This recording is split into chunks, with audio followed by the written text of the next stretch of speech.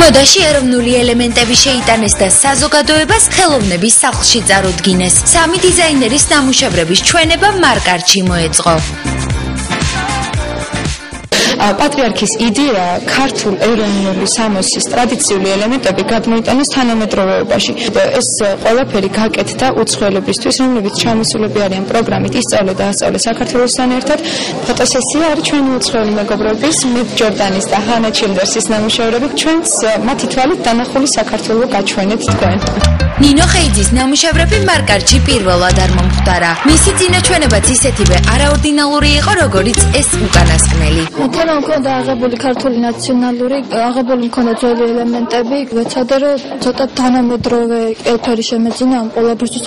ქეთი გაგნიძემ ქართულ ელემენტებს თანამედროვე ფორმები მიუსადაგა და კოლექცია შეძლების დაგვარად ყოველდღიური და ჩაცმადი გახადა. ეს არის ქართულ კულტურასთან დაკავშირებული და თავისთავად იდენტობაშია დღევანდელ დღესთან. წარმოსადეგად გამოიყურებოდნენ მოდელის სტანდარტული გარეგნობის ბიჭებიც, რომლებსაც სამოსელი პირველის ჩოხები მოსავდათ.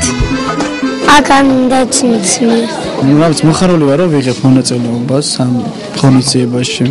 ესეთ ჩვენებაზე არ გამოსულა, მაგრამ მიხარია რომ გამოვდივარ ახლა და ძალიან კარგად მოვირგეთ ეს ჩოხები ბიჭებმა.